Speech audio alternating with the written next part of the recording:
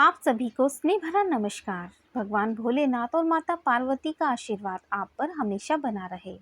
नाग पंचमी का त्योहार कब है, आइए जानते हैं। नाग पंचमी का त्योहार इस साल सोमवार यानी 21 अगस्त 2023 को मनाया जाएगा। क्या आप जानते हैं कि ये त्योहार क्यों मनाया जाता है और इसका महत्व क्या है? नाग पंचमी भारत के प्रमुख त्योहारों में से एक है। भारत, नेपाल और हिंदू आबादी वाले अन्य देशों में लोग इस त्योहार पर नागों की पारंपरिक पूजा करते हैं। धार्मिक मान्यताओं के अनुसार नाग पंचमी के दिन नाग देवता को जल चढ़ाकर पूजा पाठ करने से साधक की सभी मनोकामनाएं पूर्ण हो जाती हैं। नाग पंचमी श्रावण मास के शुक्ल पक्ष की पंचमी तिथि को मनाई जाती है। इस बार नाग पंचमी 21 अगस्त को मनाई जाएगी। नाग पंचमी का त्योहार देश भर में बड़ी ही धूमधाम से मनाया जाता है। आप सुनते हैं नाग पंचमी की पौराणिक कथाएं।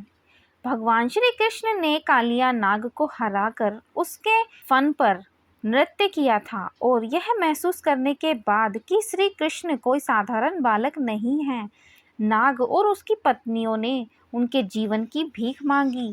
कृष्ण ने उसके प्राण तब बख्श दिए जब उसने कृष्ण से वादा किया कि वह अब गोकुल के निवासियों को परेशान नहीं करेगा।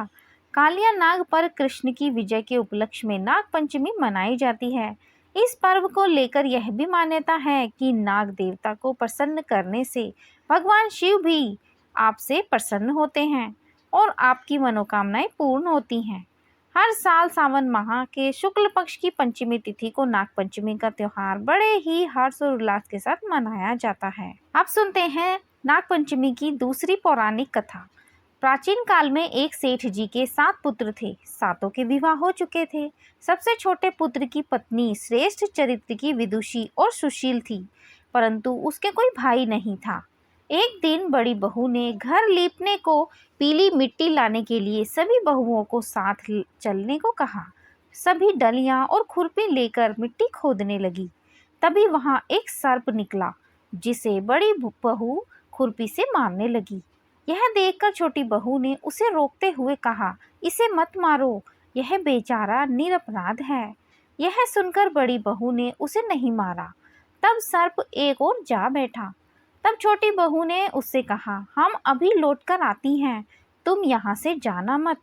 यह कहकर वह सबके साथ मिट्टी लेकर घर चली गई और वहाँ कामकाज में फंसकर सर्प से जो वादा किया था उसे वह भूल गई। उसे दूसरे दिन वह बात याद आई तो सबको साथ लेकर वहाँ पहुँची और सर्प को उस स्थान पर बैठा देखकर बोली, सर्प भैया नमस्कार।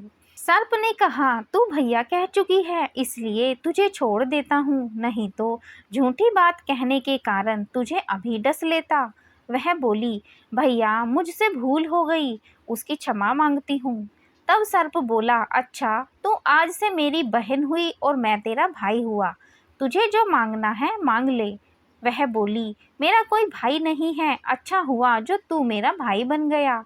कुछ दिन व्यतीत होने पर वह सर्प मनुष्य का रूप रखकर उसके घर आया और बोला कि मेरी बहन को मेरे साथ भेज दो। सबने कहा कि इसके तो कोई भाई नहीं था, अब भाई कहाँ से आया?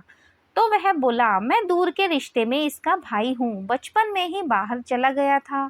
उसके विश्वास दिलाने पर घर के लोगों ने छोटी बहू को उसके साथ भेज दिया। उस सर्प ने उसे मार्ग में बताया कि मैं वही सर्प हूँ, इसलिए तू डरना नहीं और जहाँ चलने में कठिनाई हो वहाँ मेरी पूंछ पकड़ लेना। उसने वही किया। उसके कहे अनुसार छोटी बहू वैसा ही करती रही। इस प्रकार वह उसके घर पहुँच गई। वहाँ के धन ऐश्वर्य को देखकर वह चकित हो गई। एक दिन सर्प की माता ने उससे कहा, मैं एक काम से बाहर जा रही हूँ, तू अपने भाई को ठंडा ठंडा दूध पिला देना। उसे यह बात ध्यान न रही और उसने गर्म दूध पिला दिया, जिसमें उसका मुंह बेतरह जल गया। यह देखकर सर्प की माता बहुत क्रोधित हुई, परंतु सर्प के समझाने पर चुप हो गई। तब सर्प ने कहा कि बहन को अब उसके घर भेज देना चाहिए। तब सर्प और उसके पिता ने उसे बहुत सा सोना, चांदी, जवाहरात, वस्त्र, आभूषण आदि देकर उसके घर पहुंचा दिया। इतना सारा ढेर सारा धन देखकर बड़ी बहू ने ईर्ष्या से कहा, भाई तो बड़ा धनवान है, तुझे तो उससे और भी धन लाना चाहिए था।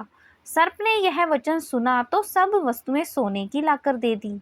यह देखकर बड़ी बहू ने कहा, इन्हें झाड़ने की झाड़ू भी सोने की होनी चाहिए। तब सर्प ने झाड़ू भी सोने की लाकर रख दी। सर्प ने छोटी बहू को हीरा मणियों का एक अद्भुत हार भेंट में दिया। उसकी प्रशंसा उस देश की रानी ने भी सुनी और वह राजा से बोली कि सेठ की बहू के पास जो हार है वह मेरे पास होना चाहिए। राजा ने मंत्री को हुक्म दिया कि उससे वह हार लेकर शीघ्र उपस्थित हो।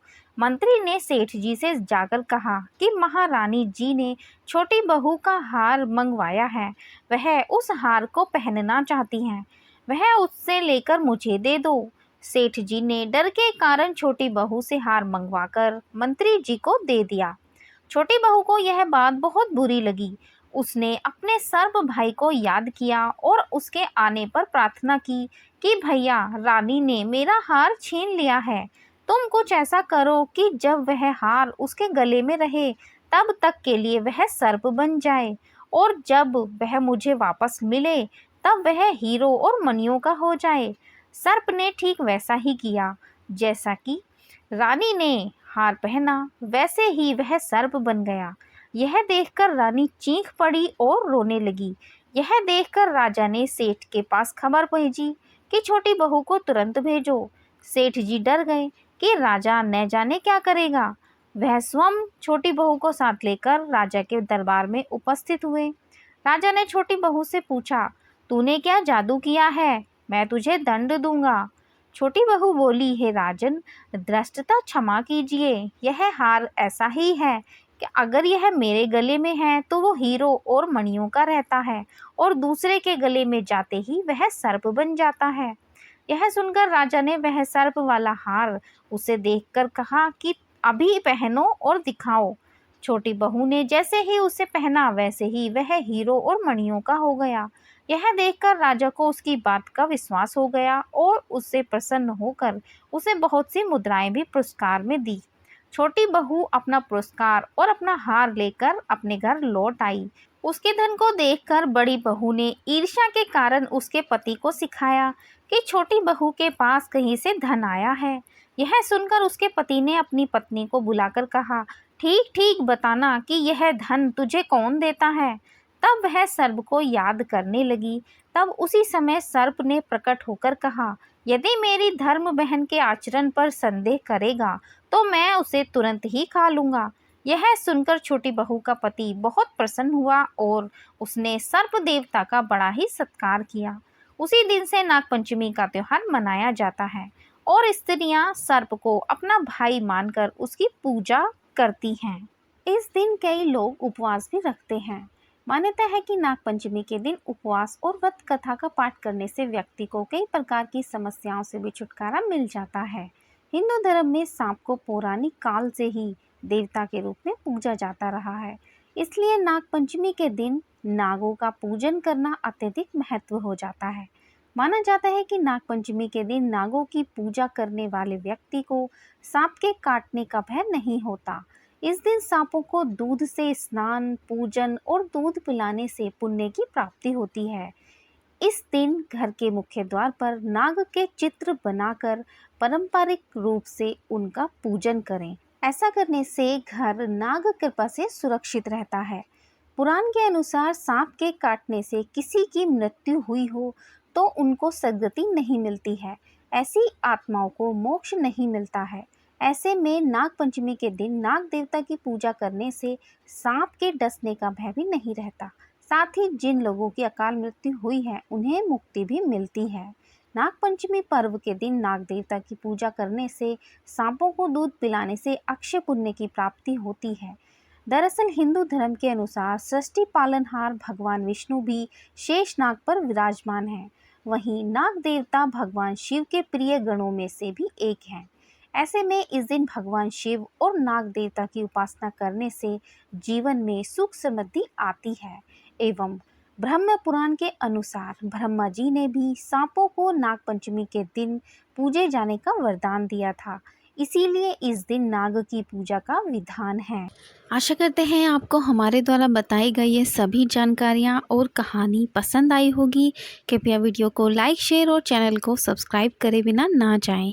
आप सभी का दिन शुभ हो, आप सभी खुश रहें, स्वस्थ रहें, बहुत ही प्रसन्नचित रहें। आप सभी का धन्यवाद।